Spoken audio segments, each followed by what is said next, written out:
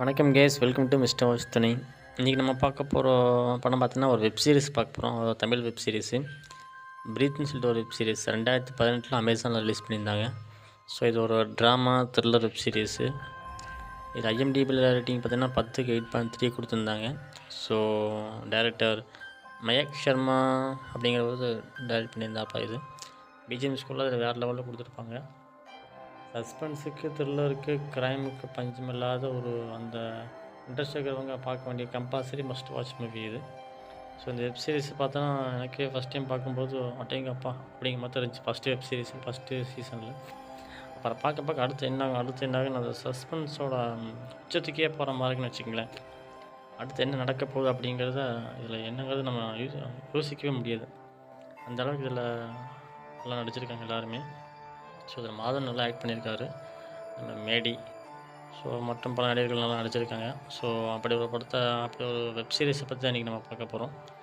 So first நம்ம web series போடுறோம். So எல்லோரும் கொஞ்சம் சப்போர்ட் பண்ணுங்கள். கதை எப்படி ஸ்டோரிஸ் உங்களுக்கு புரியுதா அப்படிங்கிறதையும் கொஞ்சம் கமெண்ட்டில் சொல்லுங்கள். ஸோ ஃபஸ்ட்டு சீசன்லேருந்து நம்ம ஸ்டார்ட் பண்ணோம், எண்டிங் சீசன் வரைக்கும் இந்த முழு வெப் சீரிஸுமே நம்ம இந்த சீசனில் எல்லாத்தையுமே நம்ம போட போகிறோம். ஸோ இந்த வாரம் பார்க்குற ஃபஸ்ட்டு வெப் சீரிஸ் பார்த்திங்கன்னா ப்ரீத். ஆக்சுவலாக இந்த படத்தோட சிம்பிள் ஸ்டோரி என்னென்னு கேட்டிங்கன்னா, தன்னோட மகனுக்காக ஒரு அப்பா எந்த அளவுக்கு எந்த அளவுக்கு இறங்கி செய்ய முடியும் அப்படிங்கிறத அந்த சீரீஸில் ஃபுல்லாக காமிச்சிருப்பாங்க.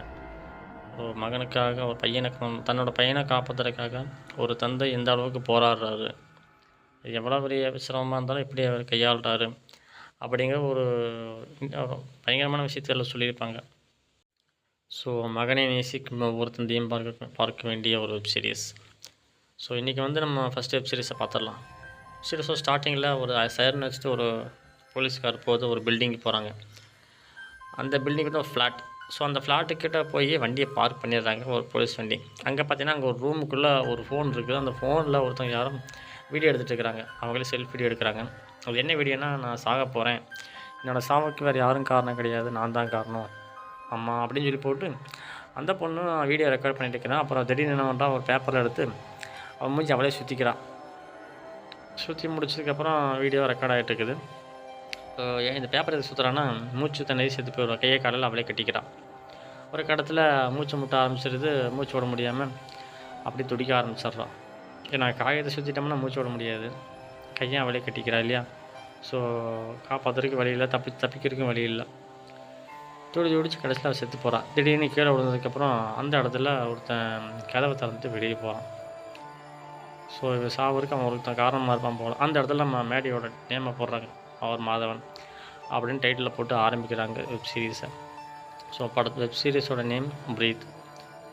ஸோ சேனலுக்கு புதுசாக வந்து வீடியோ ஃபுல்லாக பார்த்து சப்ஸ்கிரைப் பண்ணிக்கோங்க.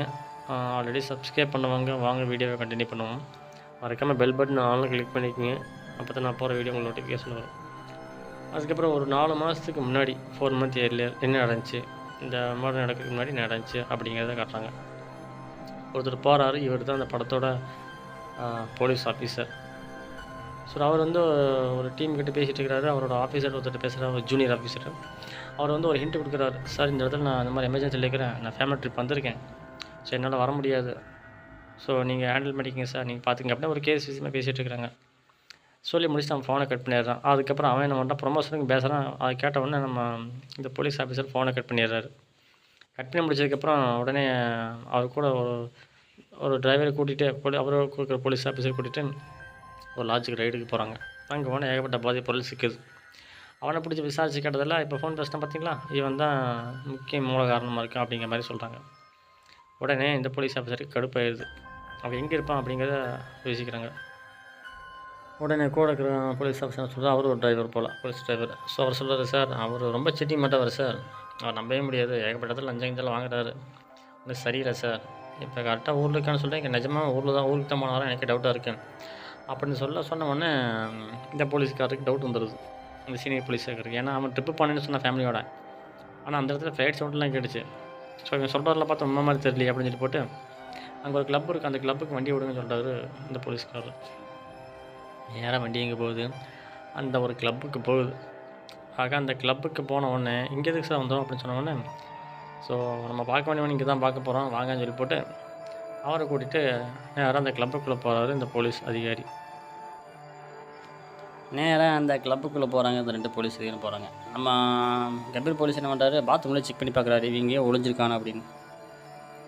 அப்புறம் பார்த்தா பாத்ரூம்குள்ளே தான் ஒளிஞ்சிருக்கான். அப்போ தண்ணி ஊற்றி விட்டு அவன் வெளியே வைக்கிறாரு. அவன் வெளியே வந்ததுக்கப்புறம் அப்படியே பெப்பர் பேன் நிற்கிறான். அவன் வேற ஒரு பொண்ணோட அப்படி இப்படி இருந்திருப்பான் போல. அந்த பொண்ணு கூட வந்திருக்கு. அந்த பொண்ணை போமா அப்படின்னு சொல்லி தாட்டி விட்டுறாரு. அதுக்கப்புறம் ஒரு புடி பிடிக்கிறாரு. அவன் நாடி நரம்பெல்லாம் வந்து போயிடுது. பிடிச்ச பிடிக்கல அவன் ஐயோ அம்மா அலறிட்டு அடிச்சுட்டு ஓடுறான். இப்போ கையை கழுவிட்டபடி நம்ம போலீஸ்காரர் வராரு பின்னாடி. கரெக்டாக கிளப்புக்குள்ள வந்து நம்ம ஒரு இப்படி பிடிச்சி 4 குத்து குனியை வச்சு குத்துறாரு. குத்தினதுக்கப்புறம் அங்கே இருக்கிற என்ன பண்ணுறானுங்க, பப்ளிக் என்ன பண்ணாங்க, வீடியோ எடுக்க ஆரம்பிச்சிடுறாங்க.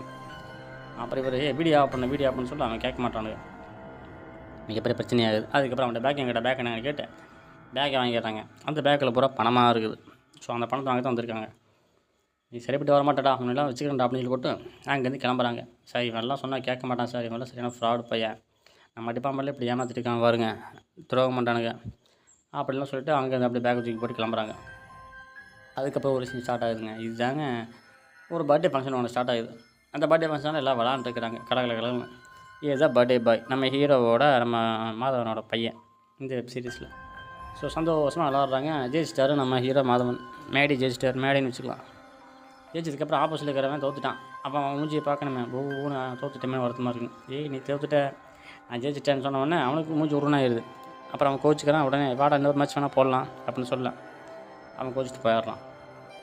அதுக்கப்புறம் என்ன ஆயிடுது, எல்லாருமே ஒன்றா வந்துடுறாங்க. வந்ததுக்கப்புறம் பர்த்டே செலிப்ரேஷன் பண்ணிட்டாங்க. இந்த வெப் சீரிஸில் இந்த பையனோட பேர் ஜோஸ். ஸோ இந்த பையனுக்கு தான் பர்த்டே செலிப்ரேஷன் பண்ணுறாங்க. ஸோ எல்லாருக்கும் வந்து கேக்கை வெட்ட ஆரம்பிச்சிடுறாங்க. ஒரு கேக்கை வெட்டி பையன் அப்பா கூட்ட, அப்பா பையனை கூட்ட, அப்படியே செலிப்ரேஷன் சூப்பராக போகுது. அன்பு மறைவானிப்பாக இருக்கிறாரு நம்ம ஹீரோ மாதவன். ஸோ அப்படிப்பட்ட பையனை வளர்த்துட்டு இருக்கிறாரு. இதெல்லாம் முடிஞ்சதுக்கப்புறம் ஃபங்க்ஷன் முடிஞ்சதுக்கப்புறம் கேட்க போகிறோம், எல்லாத்துக்கும் வெட்டி எல்லாத்துக்கும் கொடுக்கணும் இல்லையா, அது ஒரு சடங்கு சங்கராதி முறை எல்லாத்துக்கும் கொடுக்குறாரு நம்ம ஹீரோ. அதுக்கப்புறம் ஒருத்தர் வராரு, வந்து பெரிய கிஃப்ட்டோட வராரப்பா.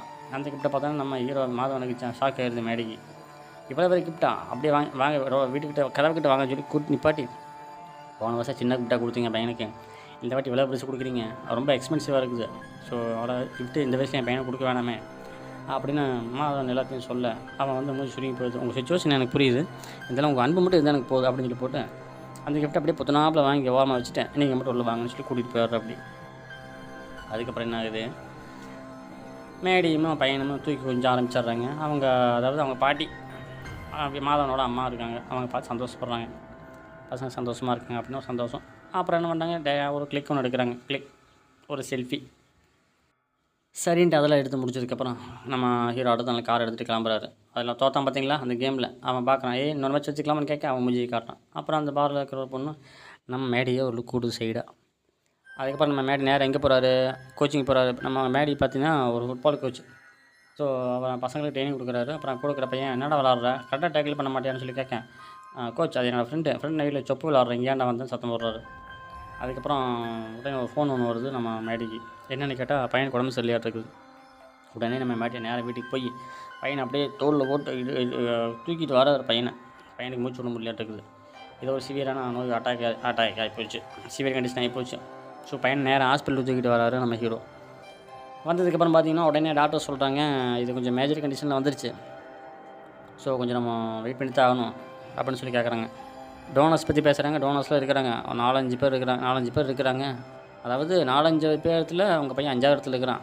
ஸோ டோனர்ஸ் முடிஞ்சால் தான் அவங்க அவங்களுக்கு ஹெல்ப் பண்ணுவாங்க அப்படின்னு சொல்லி கேட்க, உடனே டோனர்ஸ் லிஸ்ட்டில் கொடுங்கன்னு சொல்லி அவங்க அம்மா கேட்க, உடனே அப்படிலாம் பண்ண முடியாதுன்னு சொல்ல, உடனே எத்தனை நாள் இருக்குன்னு கேட்குறாங்க. இன்னும் ஒரு 6 மாதம்னு சொல்லிடுறாங்க டாக்டர். அதுக்கப்புறம் ஹீரோ வெளியே வராரு. வெளியே வந்து டீ சாப்பிடலான்னு சொல்லி சாப்பிட்டுக்கிறாரு. அங்கே ஒருத்தவங்க 80 வயசாக இருக்கும், அவங்களுக்கு ரொம்ப முடியும் மூளைச்சாவில் இருந்திருப்பாங்க போல் இருக்காங்க. அதனால் அவங்க உடம்பை தானமாக கொடுக்கலாமே அப்படின்னு சொல்லி போட்டு நம்ம ஹீரோ என்ன வந்தார், மாதவன் என்ன வந்தார் போய் பேசுகிறாரு. இந்த மாதிரி உடம்புல தானம் கொடுக்குறாம உறுப்புகள் தானம் கொடுக்கலாமே அப்படின்னு சொல்லி கேட்க, அவங்களுக்கு ஒன்றும் பிடிக்கல, இவன் பேசுறது ஒன்றும் பிடிக்கல, நீ ஏஜென்ட்டா அப்படின்னு சொல்லிட்டு அவன் கிளம்பி போகிறாங்க.